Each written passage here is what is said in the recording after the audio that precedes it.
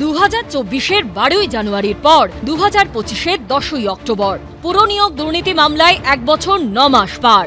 ফের পুরনিয়োগ দুর্নীতি মামলায় দমকল মন্ত্রী সুজিত বসুর ঠিকানায় হানা দিল এনফোর্সমেন্ট ডিরেক্টরেট। তল্লাশি চালানো হলো তার অত্যন্ত ঘনিষ্ঠ বলে পরিচিত তৃণমূল পরিচালিত দক্ষিণ দমদম পুরসভার ভাইস চেয়ারম্যান নিতাই দত্তর ফ্ল্যাট ও গোডাউনে।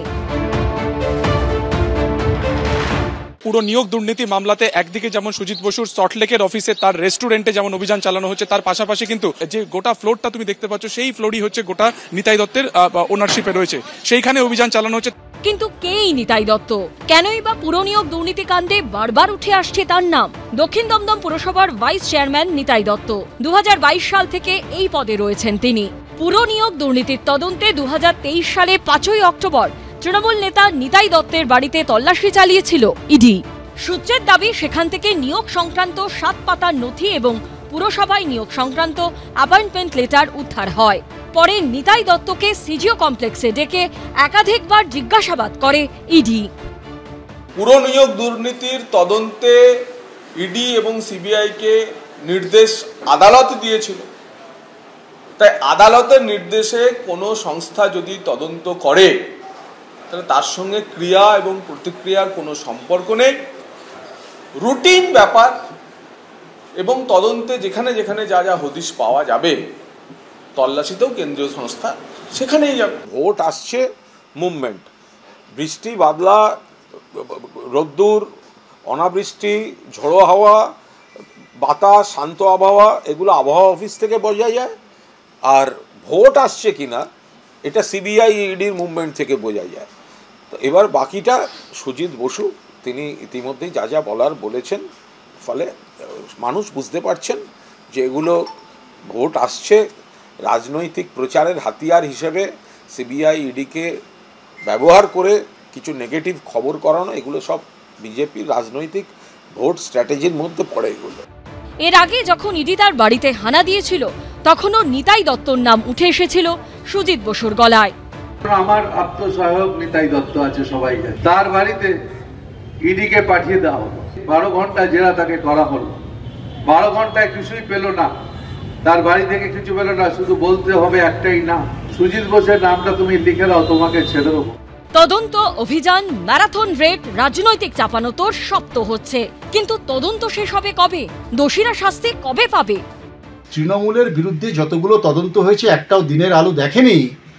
যে দিল্লির দাদা আর বাংলার দিদির যে সখ্যতা, তার জন্য যে সাধারণ মানুষের জীবন জীবিকা শেষ হয়ে গেল। বাংলার মমতা বন্দ্যোপাধ্যায় দিদি আর কেন্দ্রের মোদিজি যতদিন থাকবেন একটা তদন্ত দিনের আলো দেখবেন না। দুর্নীতি কেলেঙ্কারি তদন্ত এসব দিনের পর দিন দেখে চলেছে রাজ্যবাসী, কিন্তু রেজাল্ট কবে দেখতে পাবে তারা?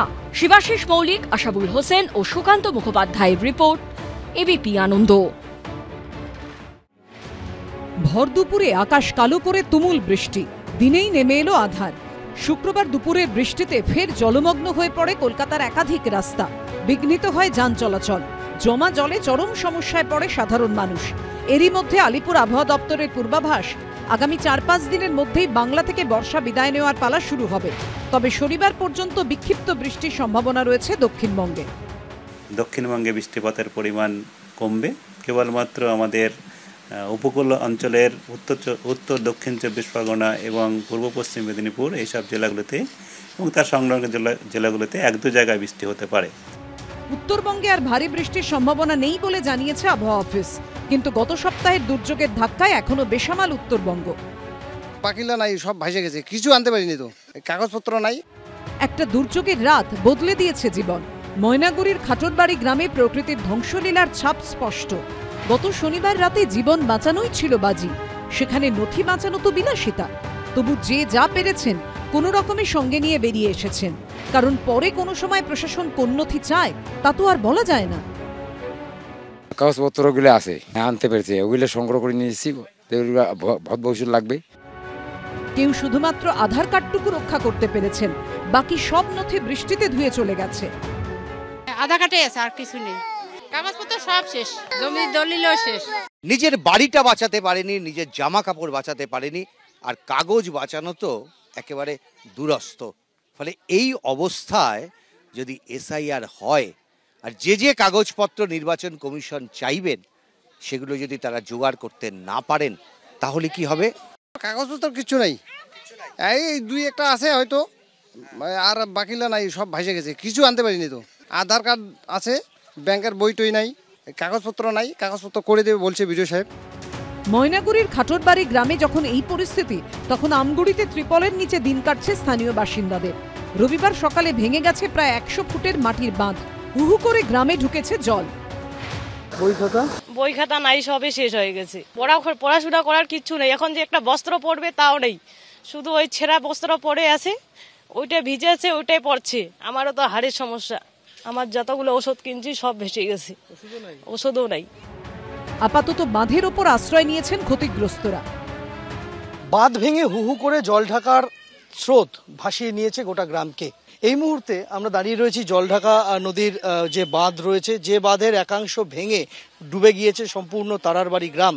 সেই বাঁধের ওপরই এইভাবেই ত্রিপল খাটিয়ে যে সমস্ত পরিবার সব হারিয়েছেন তারা আশ্রয় নিয়েছেন।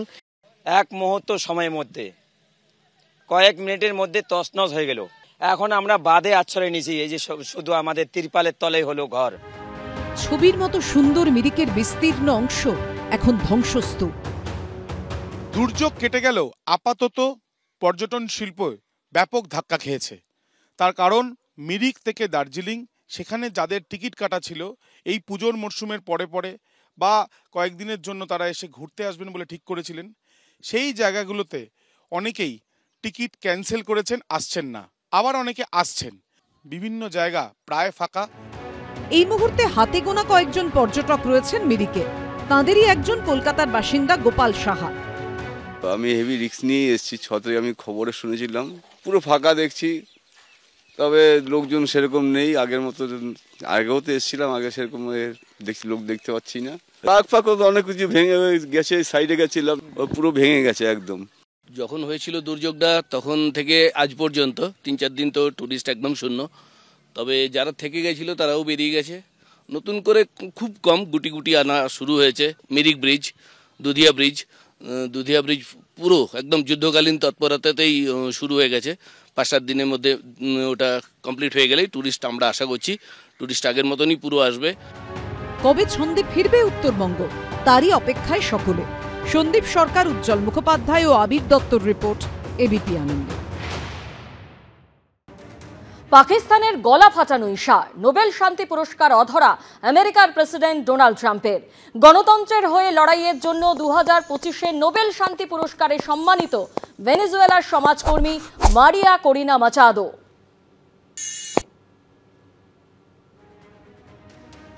পাকিস্তানের গলা ফাটানো ইশারা, নোবেল শান্তি পুরস্কার অধরা আমেরিকার প্রেসিডেন্ট ডোনাল্ড ট্রাম্পের। গণতন্ত্রের হয়ে লড়াইয়ের জন্য 2025-এ নোবেল শান্তি পুরস্কারে সম্মানিত ভেনেজুয়েলার সমাজকর্মী মারিয়া করিনা মাচাদো।